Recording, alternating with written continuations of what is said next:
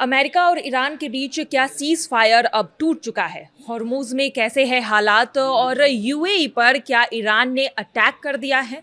क्या है ये पूरा मामला? चलिए इस वीडियो में हम आपको बताएंगे। नमस्कार, मैं मेघा सिंह स्वागत करती हूं आपका न्यूज़ 18 के डिजिटल प्लेटफॉर्म पर। पश्चिम एशिया में हालात लगातार तनावपूर्ण बने हुए हैं और अमेरिका ईरान के बीच संघर्ष विराम अब दबाव में दिख रहा है। हॉर्मुज में दोनों पक्षों की ओर से फायरिंग की खबरें अब सामने आ रही है, जिसके बाद अमेरिकी राष्ट्रपति डोनाल्ड ट्रंप ने ये साफ नहीं किया है कि सीज फायर अब भी लागू है या नहीं।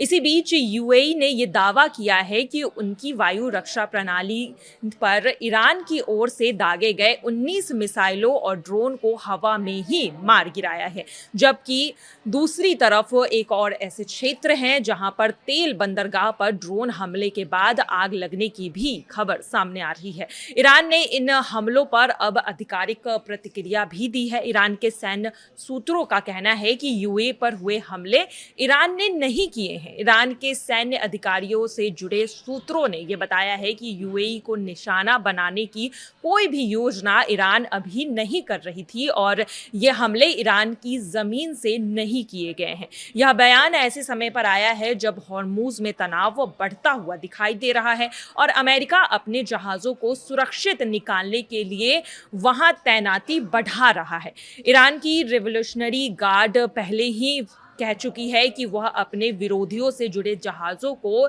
इस जल मार्ग से आसानी से नहीं गुजरने देगी। ईरान अमेरिका का सीज फायर क्या टूट गया है? ये सबसे बड़ा सवाल इस वक्त है। इस घटनाओं को कई देशों ने, जैसे कि कतर, जॉर्डन, सऊदी अरब, कुवैत और यूरोपियन संघ ने इस घटना की निंदा की है। ट्रंप ने ईरान को कड़ी चेतावनी देते हुए कहा है कि अगर अमेरिकी नौसेना के जहाजों को निशाना बनाया गया तो ईरान को पूरी तरह तबाह कर दिया जाएगा। यह बयान उस समय आया है जब कुछ रिपोर्ट्स में दावा किया गया है कि ईरान की मिसाइलों ने एक अमेरिकी युद्धपोत को निशाना बनाया है। हालांकि अमेरिका ने इन दावों को सिरे से खारिज कर दिया है। अमेरिकी सेना ने यह भी कहा है कि उनके ईरान से कुछ छोटी नोकझोंक सामने आई है। कुछ नावों को उन्होंने डुबो दिया है जो व्यापारिक जहाज़ों को रास्ते में बाधा बना रही थी। वहीं दूसरी तरफ डेनमार्क की शिपिंग कंपनी ने बताया है कि उनका एक जहाज़ अमेरिकी सुरक्षा के बीच सुरक्षित रूप से इस जल मार्ग से गुजर चुका है। वहीं अब इस पूरे व्यवस्था पर देखा जा रहा है कि अमेरिका लगातार अपनी टिप्पणी कर रहा है।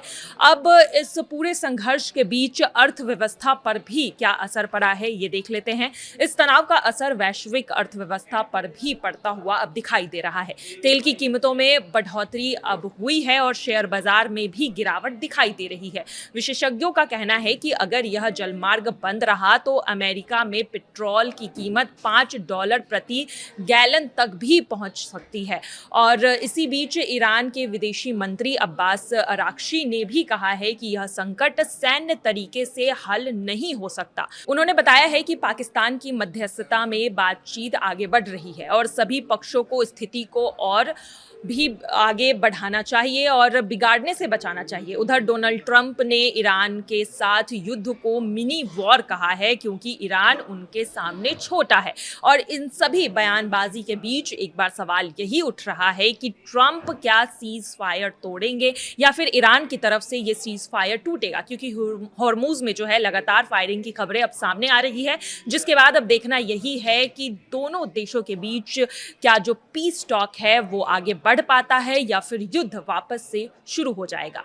फिलहाल की खबरों में आज के लिए बस इतना ही। बाकी की तमाम खबरों के लिए देखते रहिए न्यूज़ 18 का डिजिटल प्लेटफॉर्म। धन्यवाद।